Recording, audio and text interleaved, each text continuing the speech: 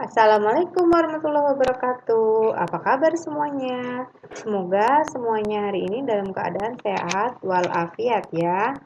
Hari ini kita berjumpa kembali dalam pembelajaran kimia dengan submateri yang selanjutnya, yaitu tetapan kesetimbangan gas atau KP.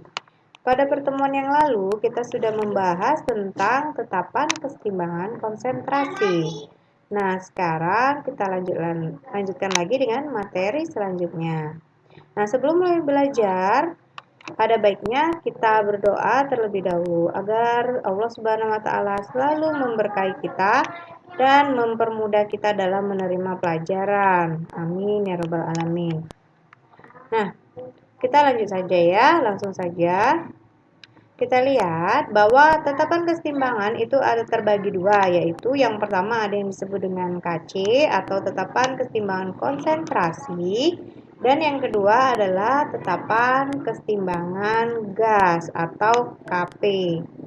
Dalam kesetimbangan kimia, persamaan kesetimbangan KC ditentukan oleh zat yang konsentrasinya berubah selama reaksi berlangsung. Konsentrasi zat padat atau S dan zat cair murni atau L itu tidak mengalami perubahan atau konsentrasinya tidak dapat ditentukan selama reaksi berlangsung. Sehingga untuk zat yang berfase padat dan cair murni tadi tidak dilibatkan dalam persamaan reaksi. Nah, kita lihat ini untuk contoh ya. Ini contoh untuk yang KC. Ini pada pertemuan lalu sudah kita bahas.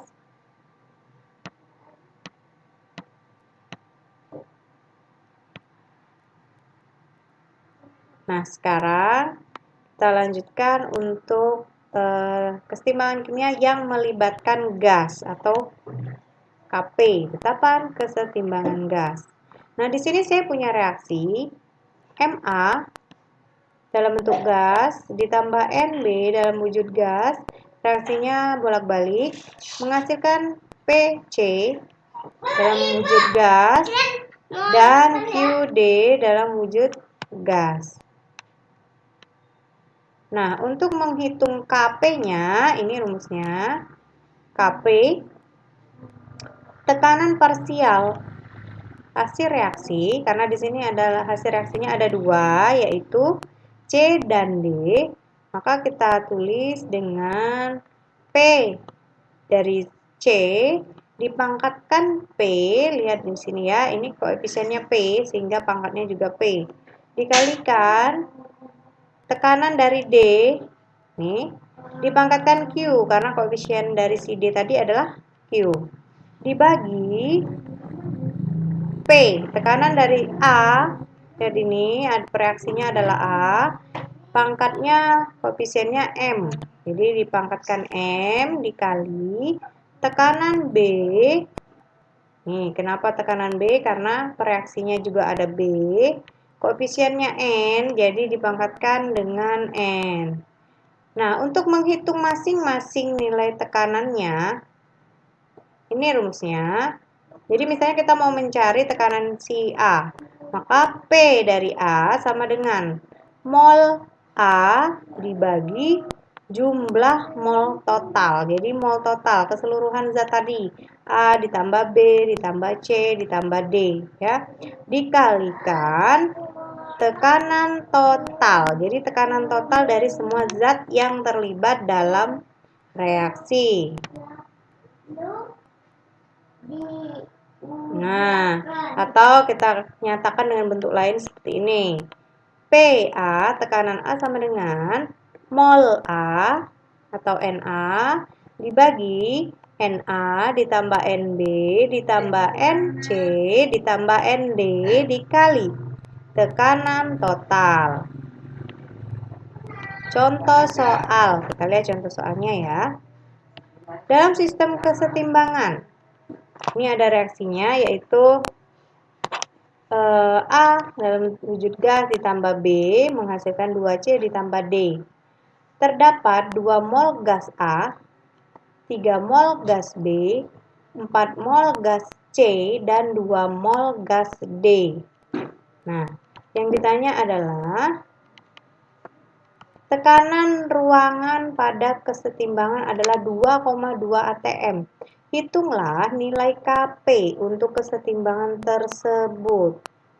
Ya, kita lihat ada 2 mol gas A, 3 mol gas B, 4 mol gas C, dan 2 mol gas D. Jadi, masing-masing mol gas diketahui, kemudian tekanan ruang 2,2 atm. Berarti ini tekanan totalnya 2,2 atm.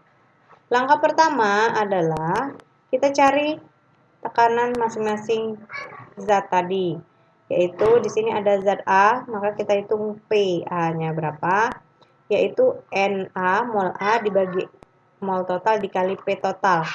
Mol A-nya tadi berapa? Di sini 2 mol dibagi mol total berapa? Jumlahkan 2 ditambah 3, 5 ditambah 4 berapa? 9 ditambah 2, 11. Jadi 2 per 11 dikali 2,2 atm tekanan totalnya tadi ya. Ini maka hasilnya adalah 0,4 atm. Nah, begitu juga dengan tekanan B, tekanan C, tekanan D. Cara mencarinya sama. Ya, kita cari dengan mol masing-masing zat dibagi mol total dikali P total. Nah, ini hasilnya. Ini dapat ya, seperti ini. Setelah dapat hasilnya, masukkan ke rumusnya tadi. Kp sama dengan tekanan C, karena hasil reaksinya C, pangkat 2 dikali tekanan D, pangkatnya pangkat 1, tidak perlu ditulis, dibagi tekanan A, pangkatnya 1 juga, dikali tekanan B, pangkatnya 1. Nah, inilah dia. Ini dia rumusnya. Nah, setelah itu masukkan nilai tekanan C-nya berapa yang sudah dicari tadi. Ini 0,8 dipangkatkan 2. Dikali tekanan D-nya 0,4. Dibagi tekanan A-nya 0,4 juga, ini ya. Dikalikan 0,6 tekanan B nih. Jadi kalau kalian hitung nanti 0,8 kuadrat dikali 0,4 dibagi 0,4 dikali 0,6 itu hasilnya 1,067. Maka nilai Kp dari persamaan ini adalah 1,067.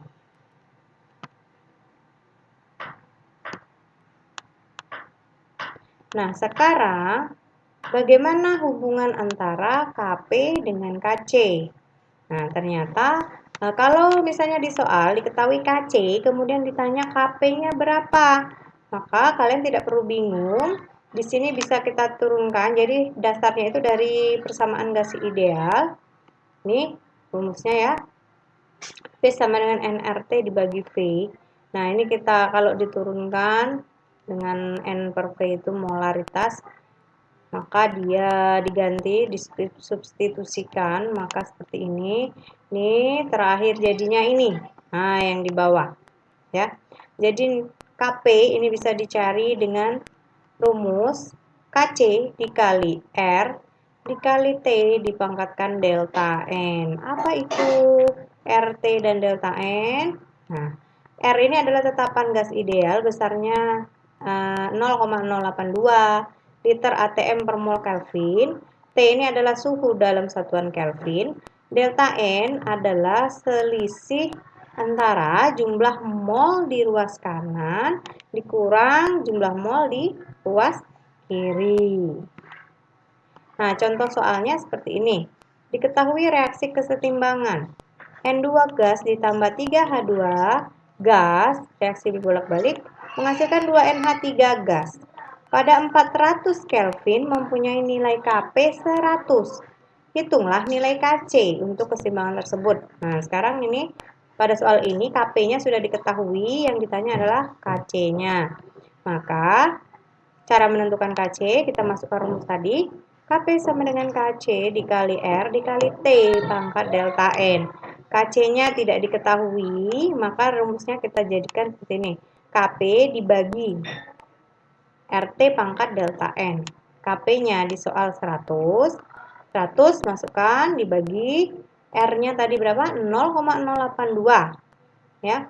Dikali T-nya ini suhunya berapa? 400 Kelvin. Kali 400 dipangkat delta N, Delta N kita lihat, ruas kanan ini koefisiennya 2, di ruas kiri itu 1 tambah 3, 4 ya. Jadi 2 dikurang 4 hasilnya minus 2 nih.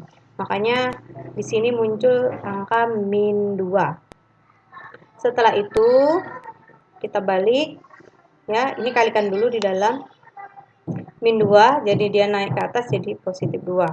Nah, jadi ini 100 dikali 32,8 dikuadratkan, hasilnya adalah 107,584. Ya. Kemudian yang terakhir ada kesetimbangan disosiasi. Disosiasi apa sih? Nah, ini dia. Disosiasi adalah reaksi penguraian suatu zat menjadi zat lain yang lebih sederhana. Nah, dia menyatakan jumlah zat yang terdisosiasi. Jadi ini disebut dengan derajat disosiasi, lambangnya alfa. Rumus dari alfa adalah mol zat terurai dibagi mol zat awal atau mol terurai dibagi mol mula. Nah, contoh soalnya ini.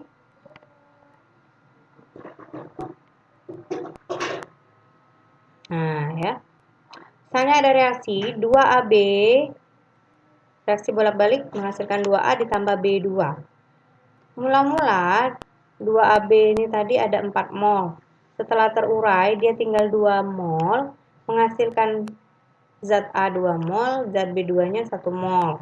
Kondisi setimbang berarti kita kurangkan, awalnya 4 dikurang 2, tinggal 2 mol si AB. A-nya berapa? A-nya ini 2 mol ya, hasilnya 2 mol, B2-nya 1 mol. Nah, alfanya sama dengan jumlah mol yang terurai dibagi mol mula-mula, yaitu yang terurai tadi berapa? 2, mula-mula 4. Jadi 2 mol per 4 mol sama dengan 0,5 mol. Nah, itu ya. Baik, sampai di sini pembahasan kita. Semoga kalian paham. Dan untuk tugas nanti akan saya berikan linknya. Jangan lupa untuk kerjakan tugasnya dengan tepat waktu ya. Dan semoga kalian semua dapat mengambil manfaat. Sampai jumpa lagi minggu depan. Assalamualaikum warahmatullahi wabarakatuh.